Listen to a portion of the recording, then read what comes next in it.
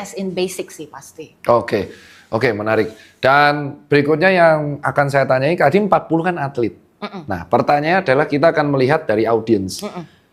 Apa bedanya seseorang yang sudah olahraga dari umur 20, dia konsisten sampai 40, dan ini ada nih orang umur 40, let's say tim kita ini, Daniel, kalau dia curhat ke kita, oh saya mau olahraga nih, first step apa yang dilakuin sama orang usia 40 tahunan yang dia nggak pernah ada riwayat olahraga? Oke, yang pertama sebenarnya itu harus melakukan PARQ ya, Physical Activity Readiness Questionnaire. Itu yang paling basic banget deh. Jadi sebenarnya paling nggak tahu nih, ada 6 pertanyaan, terus kita lihat, adakah masalah pada sendi Anda? Adakah masalah pada jantung Anda? Adakah masalah pada misalnya pernafasan Anda?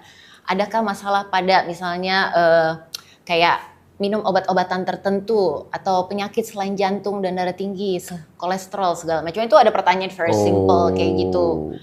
Paling nggak kan dengan itu kita tahu nih, oh ternyata salah satu kalau ada ya kita harus consult kita dulu nih diri kita ke dokter seperti apa kalau baru mau mulai. Karena kadang jangan disalahkan olahraganya. Kadang-kadang kayak wah gerak-gerak CrossFit nih terus dia Goplang, gara-gara kolaps. Terus sebenarnya bukan masalah si olahraganya, yang penting sebenarnya kita basically tahu nggak sih kondisi diri kita juga, as in medically. Mungkin ingat ya, sehat belum tentu bugar. Itu quote itu.